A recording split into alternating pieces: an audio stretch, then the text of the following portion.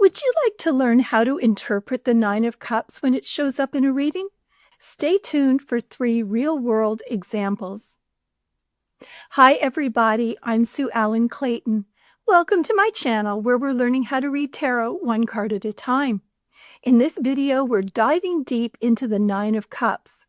I'll be showing you how I interpreted this card in 3 different readings so that you can more confidently interpret it when reading for yourself or others. In reading number 1, I predict the outcome of a dentist appointment. In reading number 2, we determine what happened to a runaway cat. In reading 3, we look at why a sister won't get her own apartment, despite the fact that the relationship with her roommate is not working. I will be using the Radiant Rider-Waite Tarot, and there's a link below. A lot of people like this card, aptly named the Wish card, because it indicates that dreams will come true and your wishes will be fulfilled. When this card appears in a reading, it can also mean that you've achieved success. It can indicate that the bad times are over and the good times have arrived. It is a card about abundance, prosperity, pleasure, and partying. It can also represent a grandfather or a marriage to someone older than you. I've never much liked this card because it reminds me of people who are very smug about their wealth. Specifically, it reminds me of an acquaintance who has acquired a lot of wealth in his life and is not afraid to show it. He's self-employed and has no issue telling you how much money he's earning or how successful he is. He has a fancy car with a vanity license plate and takes a lot of expensive vacations that he documents on Facebook for all to see. He has worked hard, has a lot of education, and definitely rose above his modest background. I knew him a long time before he became wealthy, and personally, I don't need to be constantly reminded of his affluence. And I think that's why I don't like this card, because I find the smug expression really off-putting. I don't feel like it's necessary to put your wealth on display for everyone to see, and I'm pretty sure that, even if I won the lottery, I would not be retrofitting my house with gold toilet seats or putting gold cups on a shelf so that people would know I was rich. It turns out that my feelings are actually pretty true to the image on the card. Marcus Katz and Tally Goodwin, in their book Secrets of the Waite-Smith Tarot, say that Pamela Coleman Smith, the illustrator of the deck, based this character on Shakespeare's Sir John Falstaff from Henry IV, Parts 1 and 2. Here's the description from Wikipedia, which I've linked to in the comments. While I read, you can look at the painting on the screen, which was painted by Adolf Schroeder in 1867, and see if you think it's an appropriate match. Quote, "Though primarily a comic figure, Falstaff embodies a depth common to Shakespeare's major characters. A fat, vain, and boastful knight, he spends most of his time drinking at the Boar's Head Inn with petty criminals living on stolen or borrowed money. Falstaff leads the apparently wayward Prince Hal into trouble and is ultimately repudiated after Hal becomes king." Unquote. When the Nine of Cups appears in an upright position, it could symbolize that your wishes and dreams have come true. You have no reason to hide your success and can proudly display it for everyone to see. It can also indicate that there is a point when you have enough. Remember back in the Five of Cups when he was devastated because 3 cups had spilled? This guy has 9 cups. They have become trophies, and he seems very pleased. It can mean that you have reached a place of calm and happiness. You have made it through life's challenges. Your hard work has paid off. You are grateful for what you have and are enjoying the pleasures of life. He's quite plump, and that can indicate his appreciation for food and other sensual pleasures. The first reading is about my experience with an oral surgeon, and it's a little unconventional. I'd ended up with an abscessed tooth in November, which was seen by my general dentist, and hoped that antibiotics would fix me up. They worked for a few days and then the infection came back, which was not good news. The day before Thanksgiving, I scheduled an emergency appointment with an oral surgeon. Surprisingly, he had lots of openings, as nobody wanted to have oral surgery the day before Thanksgiving. This reading was about what I thought would happen when I visited the oral surgeon. I was very proud of this reading because my predictions were completely correct. The full reading is called Toothache, and I'll link to it in the comments. My question was, what will happen at the oral surgeon? Card number 1, the 9 of Cups, showed the current state of my tooth. Card number 2, the Hierophant, showed the surgeon's perspective on the extraction. And card number 3, the Devil, showed the likelihood of an extraction that day. Card number 1, the 9 of Cups, showed the current state of my tooth. I looked at this reading and thought, I'm going to get my wish. The tooth is causing me problems and he's going to pull it out. I want to be clear that I'm not a person who enjoys any kind of dental work, especially when it happens at a specialist's, and getting teeth pulled is not my idea of a good time. However, coincidentally, my dad had developed a tooth abscess a couple of days before I did. His entire face was swollen, and I really didn't want to get into the state that he was in. Also, knowing that Thanksgiving was coming up and people were taking a 4-day weekend, and the fact that the antibiotics had stopped working, I was really nervous about having to wait another 5 days to get this taken care of. So my wish really was to get the tooth removed if that was required. The 9 of Cups is about emotional satisfaction, and I was happy to know that I had taken care of my health and kept a bad problem from getting any worse. I also felt relieved to know that the problem was being fixed, and I would no longer be worried about more pain or infection. As an aside, the infection did not completely go away, and I needed 2 more rounds of antibiotics. So this was a very serious issue, and having the tooth extracted was a good decision. Card number 2, the Hierophant, showed the surgeon's perspective on the extraction. I saw the oral surgeon as being the Hierophant and his assistants as being the disciples. The Hierophant is based on the Pope in the Catholic Church. He represents rules, boundaries, and values. He's in charge and he makes the rules. The Hierophant can be very harsh. He's about doing what is right, following the rules, and not questioning them. For instance, there are certain religions that reject medical care and believe that illness can be corrected through herbs, changing your thoughts, or prayer. If a child could be saved with a blood transfusion or a surgery, and your religion says that it's not allowed, they will let your child die. This is the same impression I had with the surgeon. He was clearly in charge. He knew that the right course was to pull the tooth. He didn't give me any other options, although I already knew that I agreed with him. He wasn't warm and fuzzy either. There was no hand-holding or gentle words of encouragement. I had faith in his expertise, and he did the job he was paid to do. Card number 3, the Devil, showed the likelihood of an extraction that day. The Devil Tarot card is about a toxic environment or unhealthy behaviors that are ruining your life. Once the tooth was removed, I learned that it was cracked and badly infected. I think that qualifies as something that was toxic and having a detrimental impact on my health. 2 weeks later, I went back for a checkup and to have my stitches removed. And, to my horror, the area was either still infected or infected again. So I ended up being back on antibiotics for the 3rd time in 4 weeks and another follow-up 6 weeks later. The toxic, unhealthy environment continued. This was not a fun experience, and I don't recommend it. However, I think it was the first time that I felt extremely confident in a medical reading, even though I didn't like the result. And it did help me psych myself up for getting the tooth pulled, because, given the cards, I knew what was going to happen. Our second reading looked at what happened to a cat after it ran away. For simplicity's sake, I called the cat Skitty. The querent said that Skitty was timid and easily scared. She was adopted by a family and lived in their barn.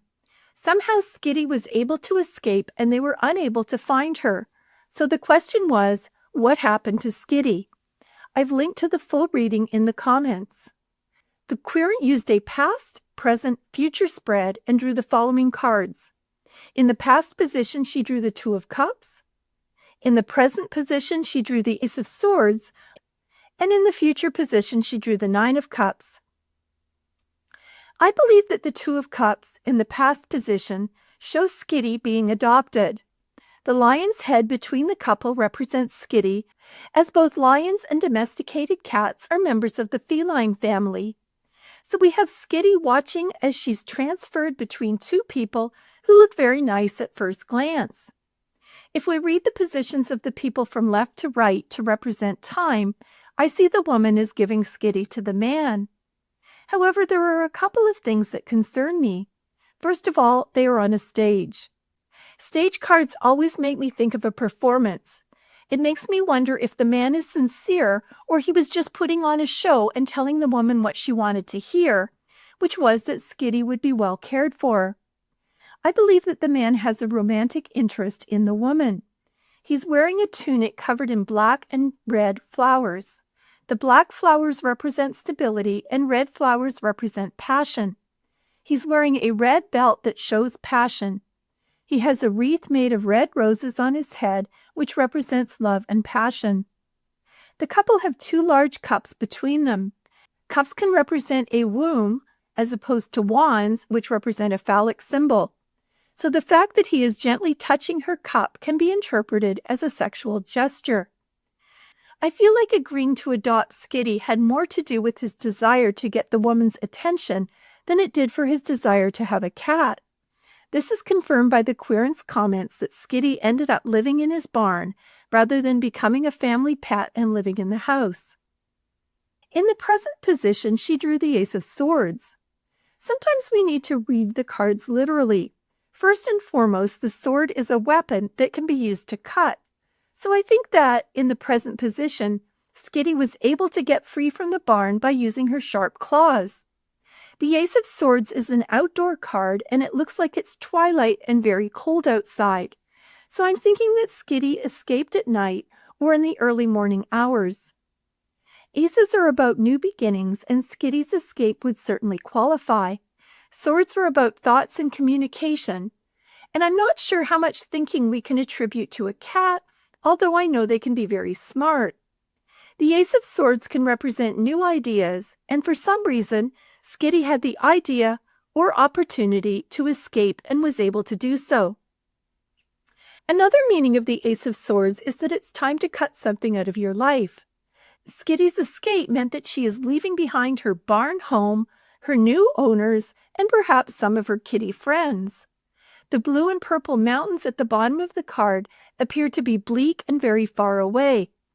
Mountains are a sign of obstacles, so I feel like Skitty had many challenges following her escape. In the future position, she drew the Nine of Cups.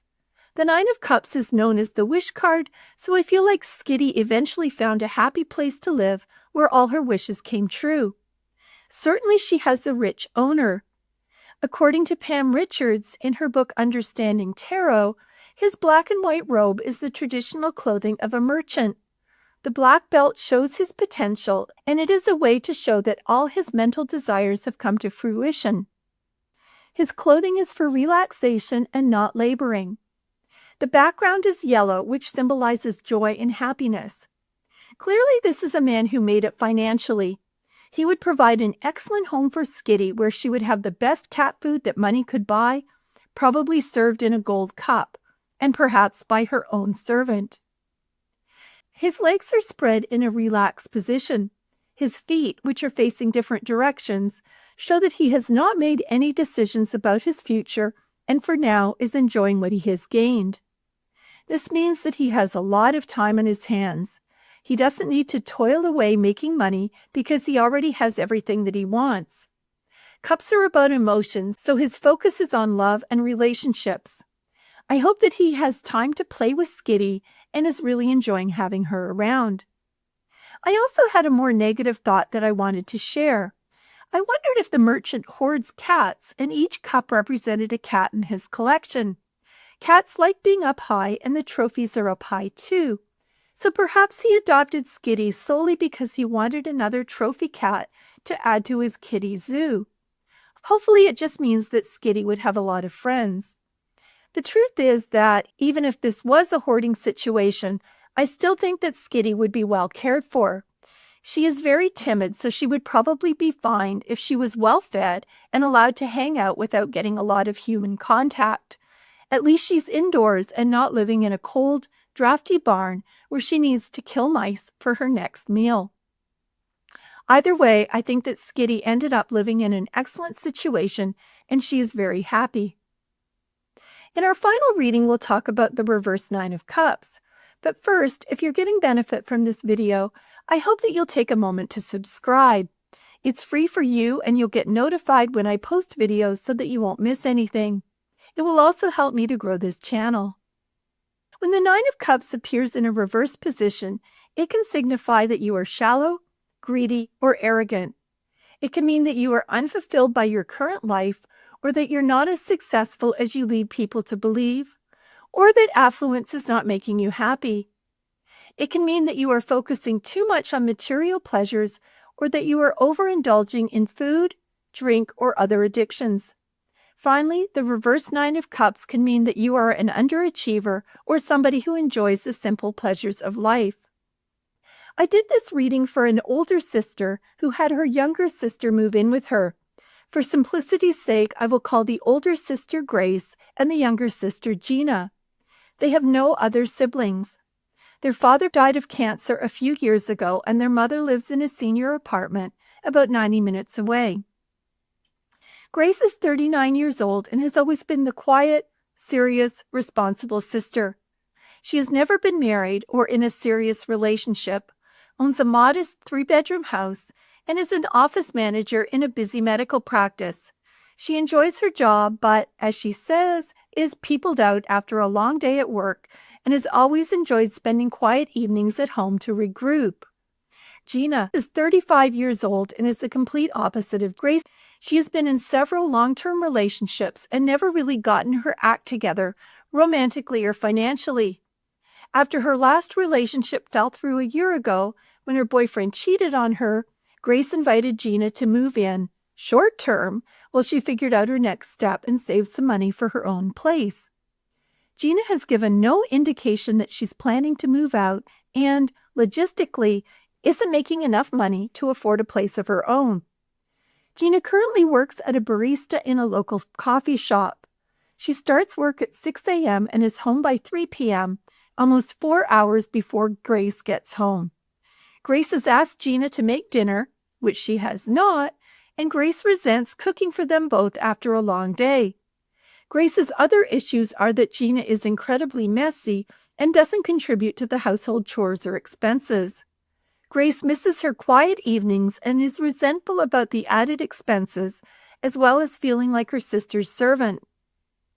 Grace requested a reading, and her question was, why hasn't Gina moved out? Card number 1, the Sun, looks at how Gina views her past relationship with Grace.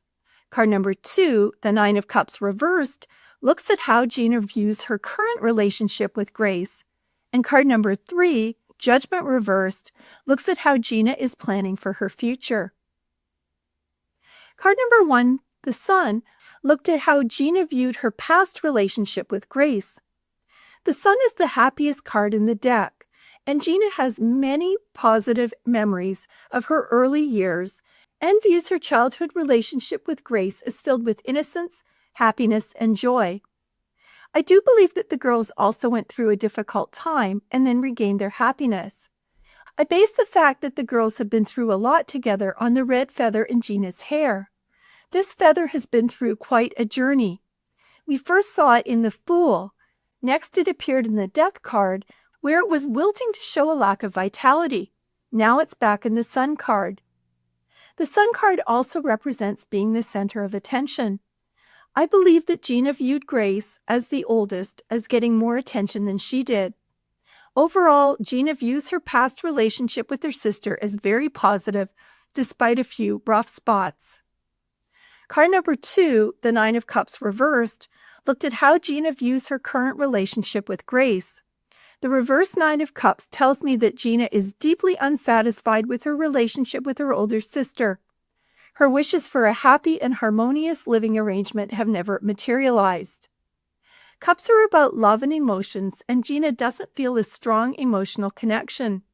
The Nine of Cups is also about material fulfillment and getting everything you want. The reverse Nine of Cups tells me that Gina is not feeling this either.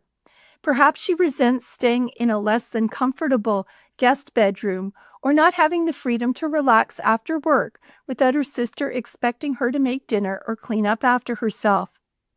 Gina sees the current relationship as strained and lacking in love. Card number 3, Judgment Reversed, looks at what Gina is planning for her future. In the upright position, the Judgment card would tell us that something would happen, like the blowing of a trumpet, that would wake Gina up and cause her to change course and get her own place. Unfortunately for Grace, this is not the case. The reverse Judgment card is about procrastinating or avoiding decisions or refusing to learn from past mistakes. Despite the fact that Gina is unhappy, she's not looking to move out. The reverse Judgment card shines some light as to why Gina hasn't moved out. There is something in her past that is holding her back. Gina might be trying to rekindle her relationship with her sister, even though that is going badly. It may go back to whatever happened in that dark time we spoke about. She might be afraid to be alone or to grow up and be responsible, so she's staying stuck in a familiar situation that is destructive to them both. I believe that if Grace wants Gina out of the house, she'll have to be a lot more proactive because Gina's not going to leave on her own. I hope that seeing the 9 of Cups in these readings will help you interpret it when you're conducting a reading. Please leave a comment if you'd like to share your comments or experience. Thanks for watching, and I'll see you next time.